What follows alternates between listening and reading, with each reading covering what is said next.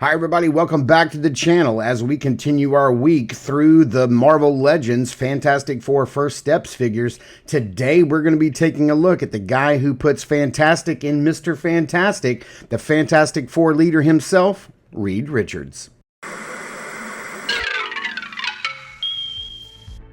If Saturday morning cartoons fueled your imagination as a kid and powers your action figure collecting now as an adult, then you're in the right place. Thanks for stopping by, and welcome to Saturday Morning Toy Collector. And if you like my content, please consider subscribing.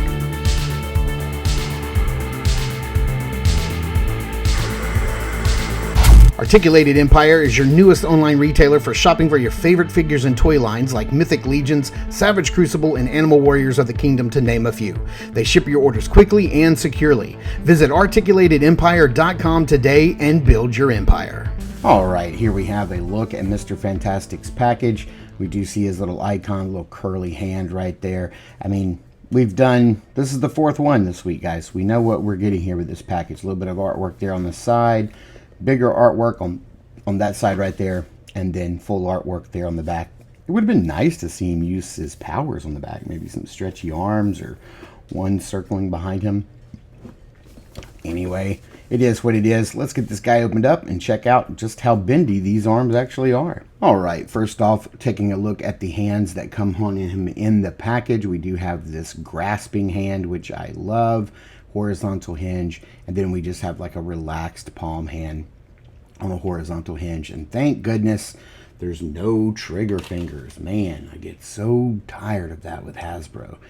Here we have two punchies on horizontal hinges, so that's nice. We do get his little device, his wearable bracelet device. Again, don't know what this is until the movie opens. I have a friend seeing it tonight, so maybe I'll ask him what this is, and I'll know tomorrow for Ben Grimm. And then we do get two of the long, stretchy, bendy arms here, which we're going to put through the paces. But like you've probably seen in other reviews, the hands do not turn or twist, and they're not swappable. They're also a different size. You can see that they're a little larger than, well, I don't know if they are. That looks about the same size to me. That one seems larger in scale, but this one doesn't. This seems like it's, yeah, it is a little larger. Yeah, it's definitely a little larger.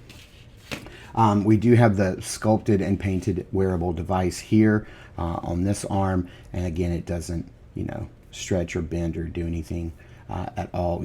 I thought we had like an articulation point right here because there is a cut where it's put together, but there is no articulation point there. There is a hinge, a ball joint hinge right here, or just a hinge, not a ball joint.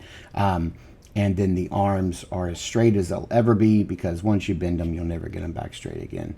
But that's about, yeah, I mean, there's some definite bend to them, but you're not going to get extreme. Like, it's not extreme. And there's a very strong wire in there, and as you can see, it's slowly trying to bend back outwards again. So, yeah, I think I would have liked it if they were a little more bendy, like if they were, that that wire was not so stiff, but you can see it's trying to flex back out again. But hey, they give us stretchy arms, so that'll do the trick for me. And here's a closer look at Mr. Fantastic himself, and I'm going to go ahead and say this just outright. This is by far the best head we've gotten out of the four heads that we have seen so far. I think the lightness, the expression, the paint is just exquisite. This is the best. Maybe it's because, Hasbro has been making Pedro Pascal heads now for a while with the Black Series Mando figure. Maybe he's just got an easier face to capture and sculpt.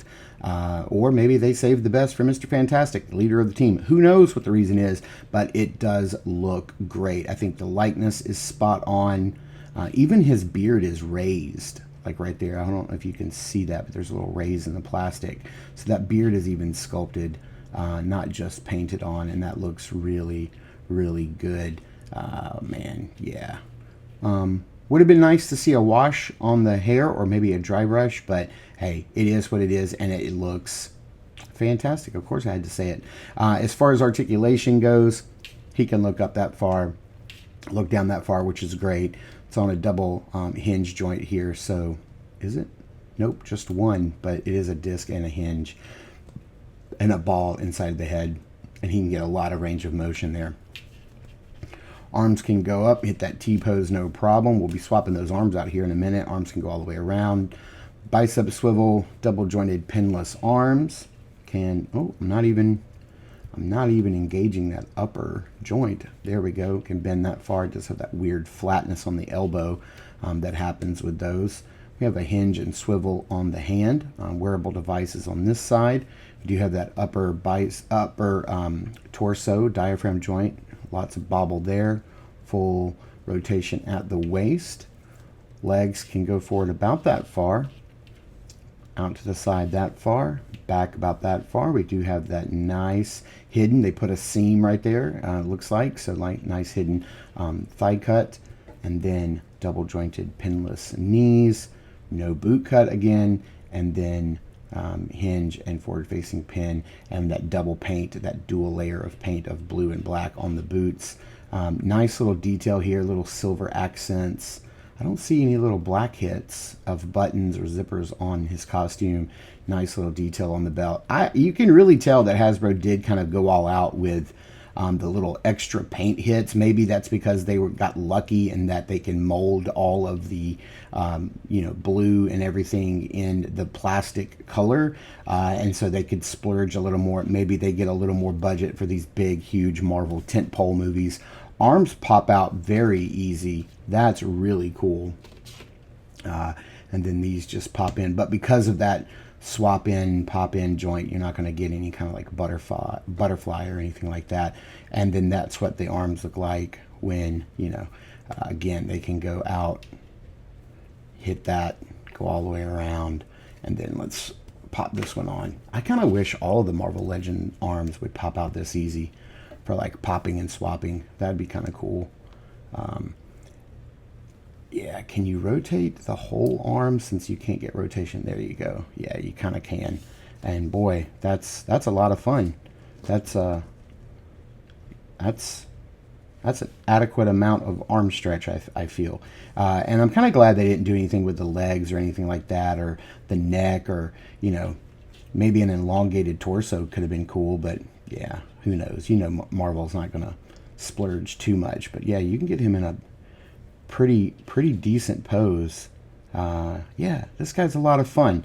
We're gonna have to take these arms off, however, to do like a size comparison. So let's get him back into a manageable state here, and then let's kind of get him standing straight up and down, and let's bring in, oh, come on now, can't have any craziness.